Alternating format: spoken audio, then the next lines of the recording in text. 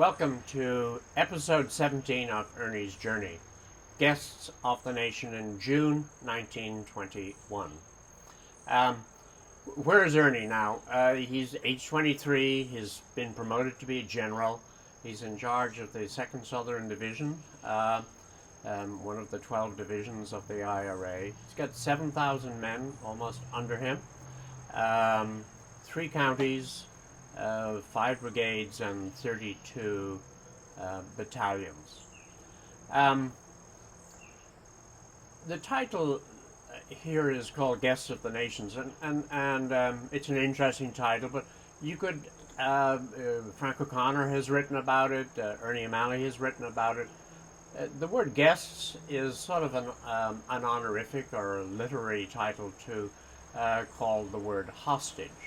And in these cases, and what had been happening around Ireland at this time is, as several of the local IRA leaders had been captured, the IRA in retaliation would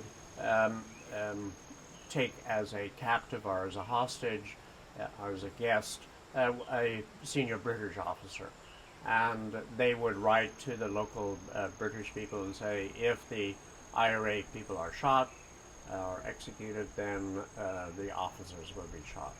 So, and Ernie had an experience like that, and I want to read from On Another Man's Wound what he says about it.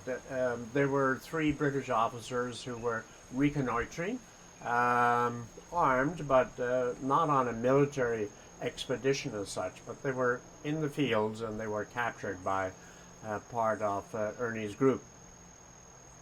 They were brought back to him, and he starts to interview them. I brought them up one by one. They gave me their names, ranks, the names of their commanding officer. They had been out for a walk, they said. Any officers we capture in this area are to be shot until such time as you cease shooting your prisoners. We had nothing to do with the shooting of the prisoners, said one. This is not a personal question. Our men, who your men may capture and later shoot, will have nothing to do with your being shot. My mind is made up about it. You will be shot in the morning. Can't you reconsider the matter? One asked. You have to consult your officers, another said. You can't do it without authority. I happen to be in command in this area. This is my authority. It would be better to prepare your minds. I will get food ready for you. I gave them cigarettes. A boy with a rifle near the entrance to the dugout. So you sort of have this setup that they're captured, and this is how they're being treated. Ernie is the commander, and he's going to make the decision as to the execution or not. There's actually no trial as such.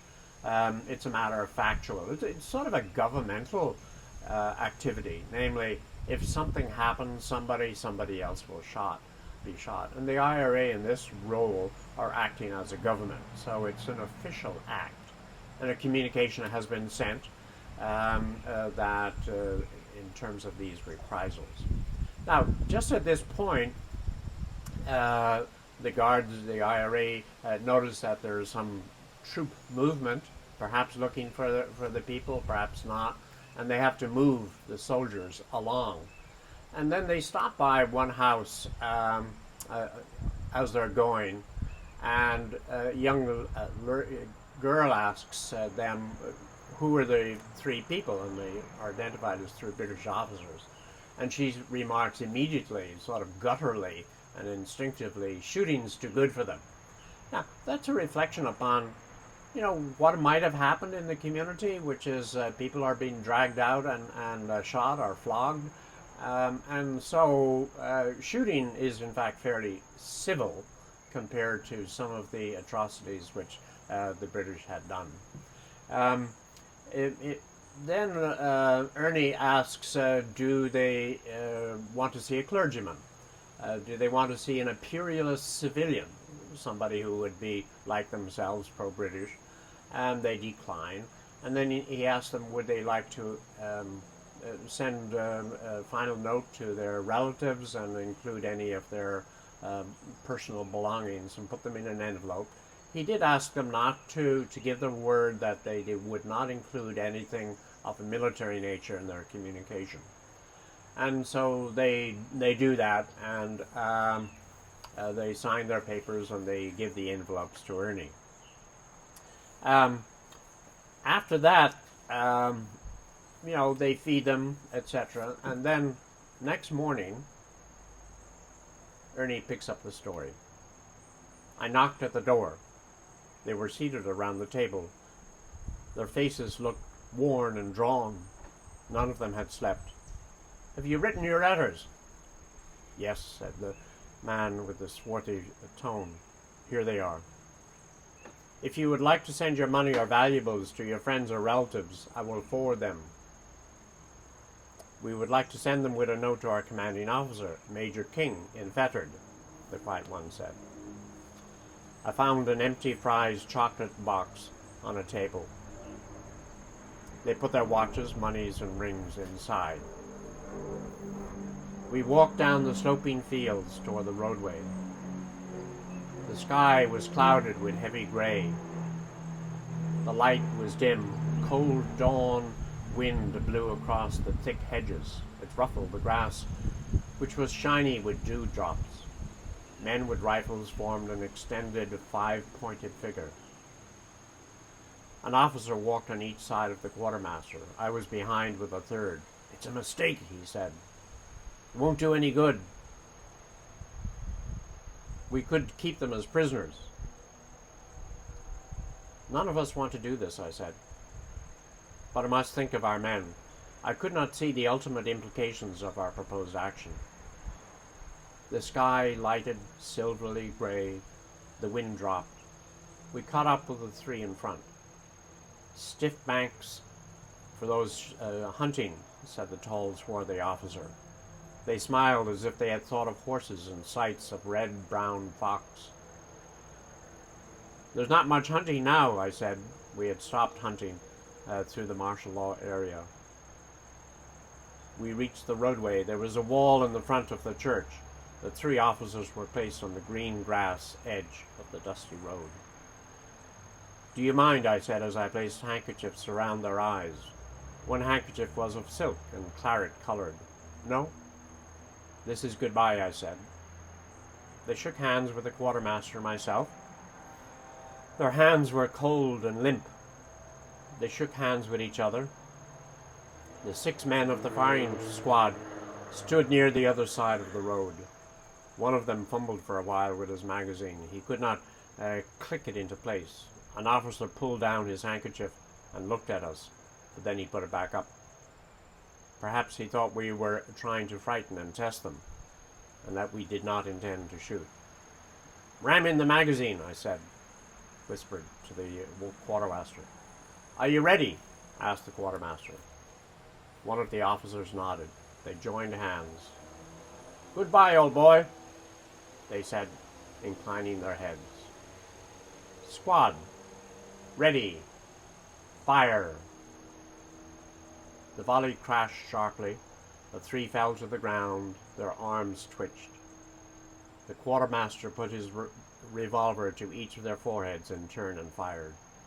The bodies lay still on the green grass. We stood to attention. Then slowly we moved up the hill across, making for the center. None of us spoke till we had crossed a good many fields where the wind had snaked the rye grass. And so there you have a very telling story, moving story of what happened. This is war. This is an act of violence, and in retaliation for yet another act. They had received word that the IRA in Cork had been executed, and so with that execution, these men were executed. The expression that Ernie ends that description with, the wind had snaked the rye grass, it reminds me of the wind that shakes the barley. which is an excellent film about this period and the conflict, both of the War of Independence and the Civil War. And there is a figure in that character in that movie somewhat based on Ernie O'Malley. One of the interesting points is that the soldiers, officers, asked that their goods be delivered to Major King. Now, Major King, for those who remember, is the same Major King who had tortured Ernie O'Malley.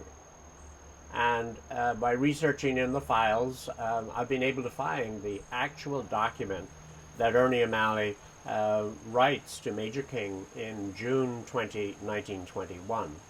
A handwritten note with Ogla na hÉireann, the Irish Republic, written on top, and it's addressed to Major King DSO.